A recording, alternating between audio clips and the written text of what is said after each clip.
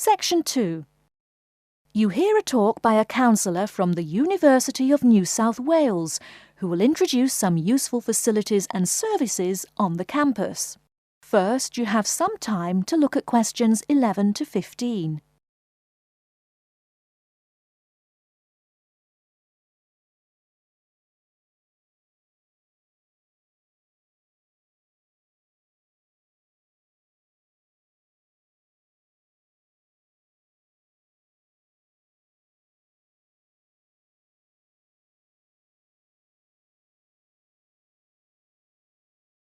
Now, listen carefully and answer questions 11 to 15. Hello everyone, and welcome to the University of New South Wales. The first thing I'd like to do at today's orientation session is get you all oriented. That means tell you the location of some useful facilities and services. So, first of all, take out the maps we gave you all as you came in the door. The map is the big yellow sheet of paper. As you can see on the map, north is at the top, south at the bottom, etc. Which way is north? Well, look through that window on my left, your right. See the rising sun? That would have to be east. So north must be directly behind me. Now, we're at the campus main gate. The recreational facilities are on my right hand, and its opposite is the student centre. No questions? Good. Pretty easy, right? Okay, did everyone eat breakfast at the student food service this morning? Was the food good? Yes, I am joking. I've eaten there too. So, after a meal like that, you must be eager to go to a doctor, right? Well, I have good news for you. The Student Health Centre is located about half a kilometre straight north of here. Look on your maps. You see the street on the east side of this building? Ned Kelly Avenue? Just follow that about 500 metres and the health centre will be on your left at the 3rd cross street. Now, I know you all just got here, so you must be wondering how to tell your folks you've arrived safely, how much you miss the dog, and how you already need more money. If you don't have an iPhone, you probably are wondering where to find a computer. Well, I have good news. If you go straight out of its door and walk down the garden street, you'll see the internet unit on your left side, just next to the gym. The hours are posted on the door and the computers are free, but you must bring your student ID card with you. Like I tell everyone, if you need help with anything, you can probably find right here in the student centre. Do you see the 4 buildings there between the student centre and the library? Those are the dormitories. The men's dorms are the 2 on the south, the women's the 2 on the north. Okay, I'm sorry to have to tell you, but the university has been doing a lot of repairs and remodelling and it's not all done yet. So there may be some small problems with your dorm rooms. Maybe the window doesn't open. Maybe an air conditioner is missing or does not work. If there are any problems, you can go to the complaint office, which is right beside the teaching building between the Parker Street and the Crammer Street. Just tell them your problem and they should have it fixed by the time you graduate in 4 years. I'm joking, but please be patient. There are a lot of little things they need to take care of. Tired of the school food? No? Give it a week.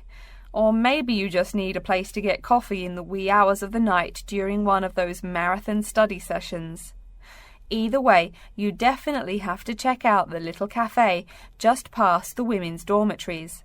They've got free Wi-Fi, so a lot of students saddle up with coffee and a bagel for hours on end to get work done.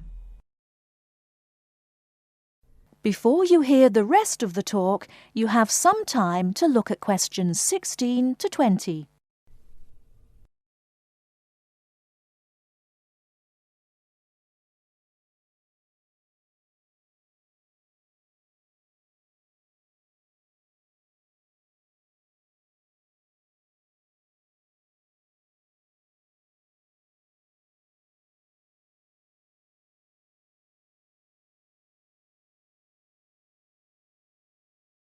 Now listen and answer questions 16 to 20. As for the dorm rooms, I have some bad news and some good news. The bad news is the rooms are small and you'll probably be sharing space with at least 3 other students. The good news is that each room has its own bathroom.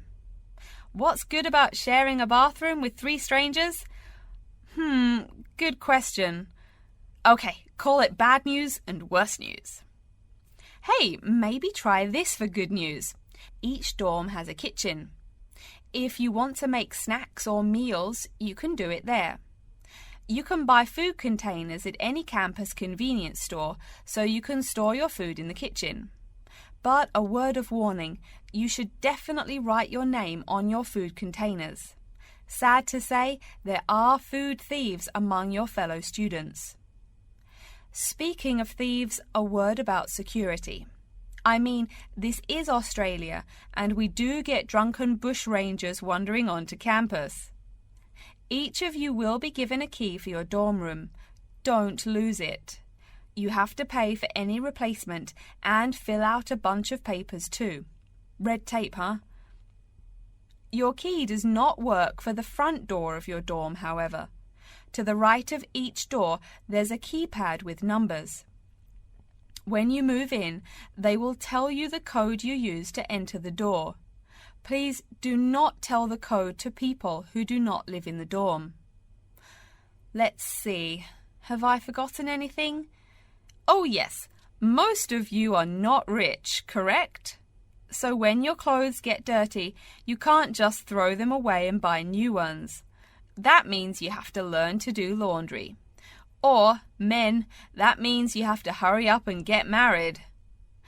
If you decide to wash those clothes and not get married, there are laundries in each dorm. Where? Oh, I almost forgot to tell you. The laundry for each dorm is in the basement. Some real good news this time if you're a student, it is free. You do have to buy your own soap, however. The laundry closes, by the by, at 11:30. And now that I've mentioned 11:30, please remember, the dorm doors are locked at 11:30 p.m. Your code will not work. If you want to get in, you'll have to call the night watchman. Don't worry, you can get that number at the dorm office.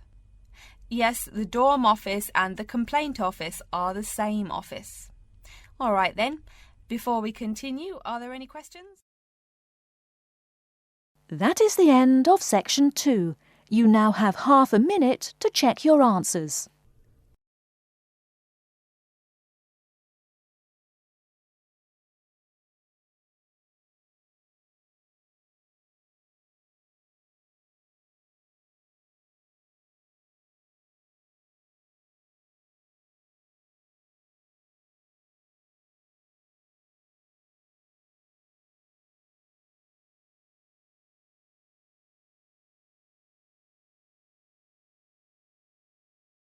Now turn to section 3.